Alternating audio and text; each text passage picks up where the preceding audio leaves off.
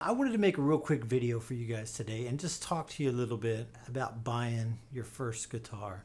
I still remember very well walking into the music store when I was a teenager and going to buy my first guitar. And it was so intimidating because I walk up to the wall of guitars and I have no idea what I'm looking at.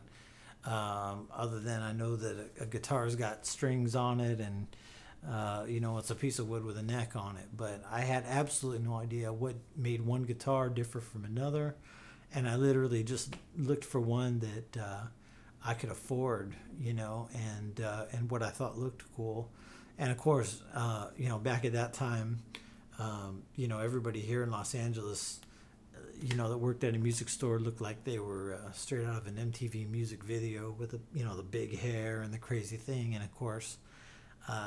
I just thought everybody was like a rock expert, and I knew absolutely nothing about it. And my friends were in bands and things, of course, but I never asked them anything technical, so I had no idea how to tell one guitar apart from another. So anyway, I thought I'd just make a real quick video just to touch lightly on some of the basics of what to look for, and then, hopefully it'll help you guys out. The first thing I would say is, what do you want your music to sound like? What are you into? What kind of music are you wanting to make? Listen to the music of your heroes and who you want to emulate, and then try and look a little bit into what kind of equipment that they use. That doesn't mean you necessarily need to use the same equipment, but equipment does have an effect on what you ultimately sound like. And so, if you're really going to try and get somebody's tone or get close to it in some way, then that's at least a starting point for you. And then you can kind of, get out from there into developing your own thing and developing your own tone. So, whether it's jazz, whether it's blues, whether it's metal, funk, country, it really doesn't matter.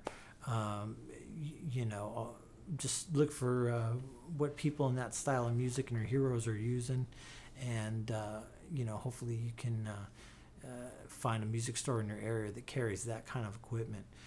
The main thing I would like to share with you is to pay attention to the pickups. The pickups are something that really defines the sound of an instrument. And there's a lot of different factors that go into why an instrument sounds the way that it does. But in this short little video, I'd like to illustrate for you kind of the difference between what's called humbuckers and single coil pickups. Humbuckers are shaped like this. They're the wider pickups. And sometimes you'll see two humbuckers in a guitar, or sometimes you'll see a humbucker with some single coils as well. This is what a single coil looks like here in the Strat. It's the thinner pickup like this. The humbucker basically is two of these, which are together, which is why it's wider. And sometimes, you'll see a Strat like this, or a Strat-like guitar with a couple single coils, maybe a humbucker in the bridge, things like that. So sometimes they do get mixed like that. But the pickups have such an effect on what the guitar ultimately sounds like. Single coils like this tend to be very clear sounding. They really cut through a mix very well. A lot of times people say that they sound thin, and I think of them as sounding thin.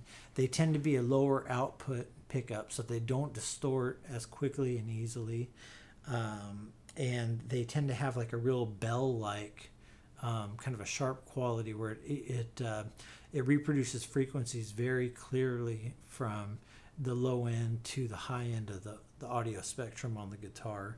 They're used a lot with country, blues. A lot of, they're associated with that twangy type of sound a lot of times, but you can also get some heavy kind of sounds out of them. And anybody that's heard, Jimi Hendrix or, things like that has heard some of more of the rock end of single coils.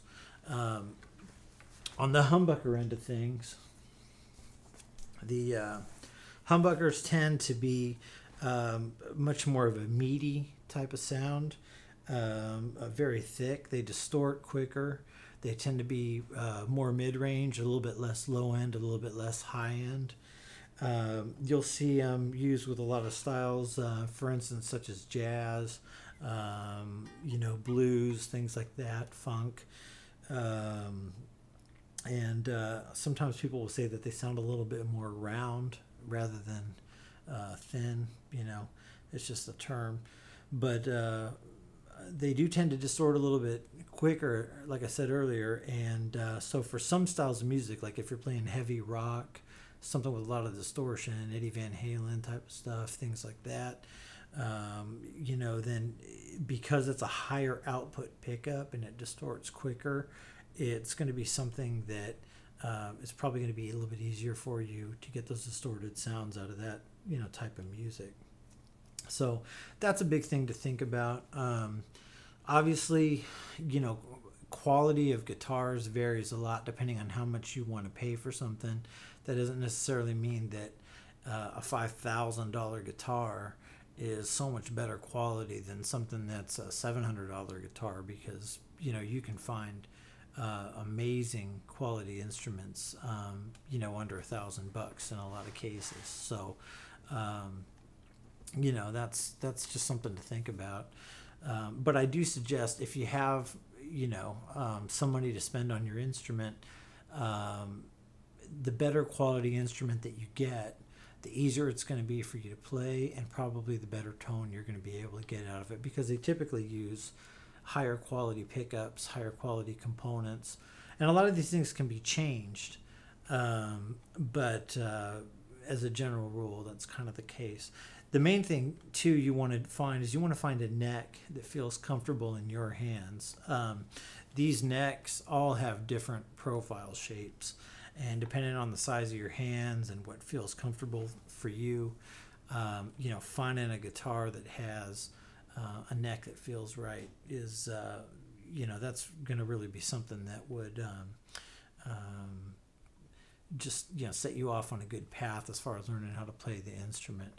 I know for me, the neck is everything. When I go to buy a new guitar, even as long as I've been playing, if I don't like the neck, I don't care how good it looks, I don't care how good it sounds. If I don't like the neck, I won't touch it. That's just personal opinion, but I've grown to like certain neck profiles, and so I just stick with them.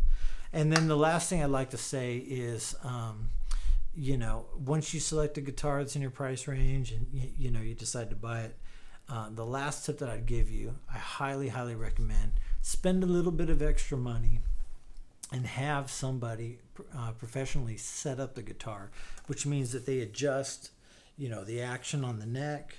They're going to give you a string height that's good. It's going to be even and appropriate for all the 6 strings across the neck.